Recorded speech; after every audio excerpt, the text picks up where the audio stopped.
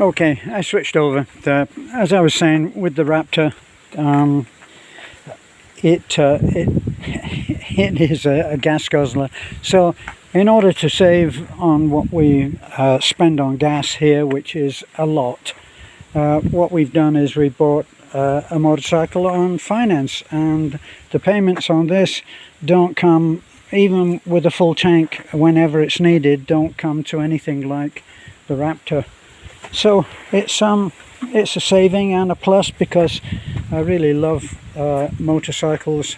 We bought one when we first came out here, but of course this is a totally different thing. As I say, it has ABS brakes, which I felt was the deal breaker. I could have got another motorcycle that looked not nearly as nice as this, but in the same vein, and it would have only been half the price. But for the traction control and for the ABS, I considered it was insurance on my life. That now it doesn't. There's no anti-lock, so it's a much safer bike for me to drive.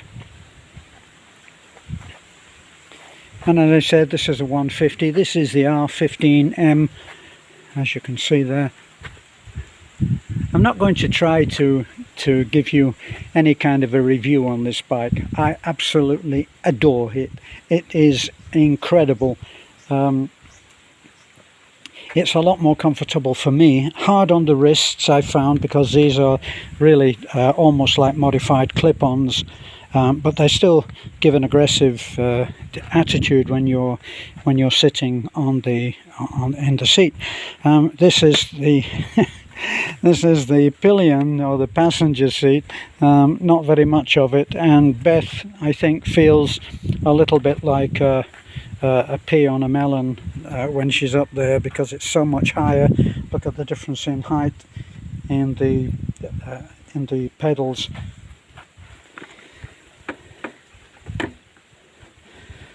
So it really is a beautiful bike, and as I say, we'll make the payments, fill the tank, and even then we'll be saving a lot, which we need to do at the moment with gas, around the 80 pesos. It's around the 80 pesos. You figure that 56 or 57 pesos to the dollar, and it gives you an idea. I think, possibly, I could be wrong, somebody will check me. I'm not good on working out the litre. I just can't think that way. We never, in the UK, we never ever went over to that metric thing. Not in the hearts of people. So I still talk in feet and inches. They don't talk that way here. So this gives you what it will do per litre, but I think it probably does about I don't know, maybe 15 to the gallon. I don't drive it stupidly, and we only have the four-wheel drive on going down to the main road, which we need. So that does about 15, which might convert to, I don't know, 4 to 5 or 6 miles or kilometers to the litre. This does over 40 kilometers to the litre. So what we used to put into that, if we put only 1,000 pesos into the Raptor, it would be seeming as if the engine had just inhaled it. It would be gone very quickly. But this 1,000 filled the tank. In fact, the last time that we filled it wasn't completely empty. Why would we wait that long? It only took 700 pesos to fill it up to the top. And when they say fill it up here, they really mean they fill it up until it's practically spitting back through the hole. So I'm going out now for a little alone time. Beth is doing her contractor job with the property down at Burgos. So I'll go up to Taliban and have breakfast. And I have some things to buy up there, so that's what I'll do. I'm just hoping that I don't get any hassle with the registration. It's an irony. You cannot get the registration when you buy the bike. It may take 3 months for the registration to come through. During that time, you're not going to you're not going to let a new toy sit there. You're going to use it, and that's where the rub is. I remember that the last time that we bought a bike, it was over a year without a number plate. It might even have been 14 or 15 months, and I've been assured that that's not going to be the same the situation here. But as you can see, we now run with for registration. So if we go through a checkpoint, which unfortunately I read today, that's my day ahead if you look, beautiful. I just read on, I think it was Facebook, somebody asking for advice. He wanted to know, had anybody been stopped for running a plate like this, well, a non-plate like this, and he'd been stopped by, I think, in an LTO checkpoint.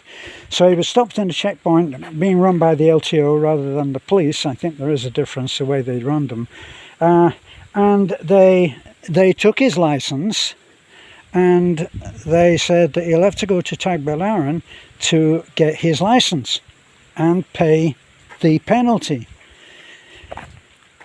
There's our weary old VW, which someday, it's on a to-do list that's a mile long. I think we wrote it on a full roll of toilet paper. So this gentleman now has to go, and he was asking people on Facebook, do you know what the procedure is so that I can do it?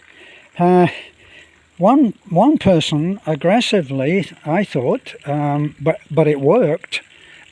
He refused to give his license. Now, the only way that I can think of that he could do that would be by saying he didn't have his license with him. That's what I'm thinking. So they didn't take his license. Other people who said that they had their license taken until the pending fine. One person said, if you've given your license out, forget it, because you won't get it back now. So I don't know. This is anecdotal for me. I have no idea whether it's true or false. Can't imagine why anybody would say that it was that way if their experience didn't tell them that it was that way. So I look forward to meeting that challenge when it comes.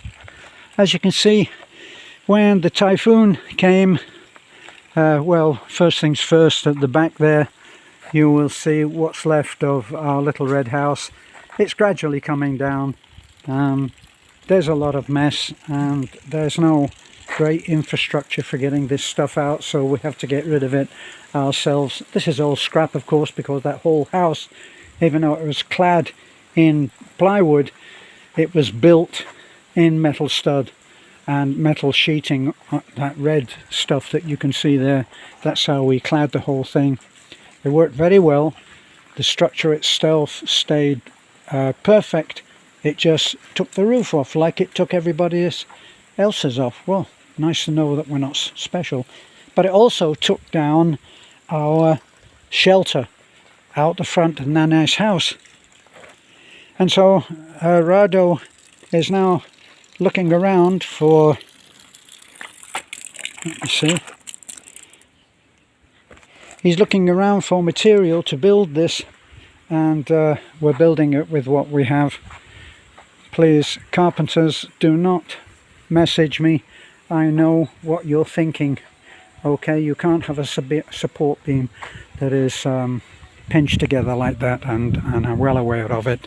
What can I do? We do what we can with what we have, and that's the truth. So these are straight from the yard, such as it is. That's our yard out there. We don't own every tree that's in there, but the ones that we do own we'll use, and if we need any extra we'll have to buy a tree from the owner and then have the chainsaw crew come in and give us a cut list. So we're looking forward to getting that so that I can get my bike and the truck out of the weather. And that's me. I'm on my way. Looking forward to a nice day riding my lovely bike. Bye for now.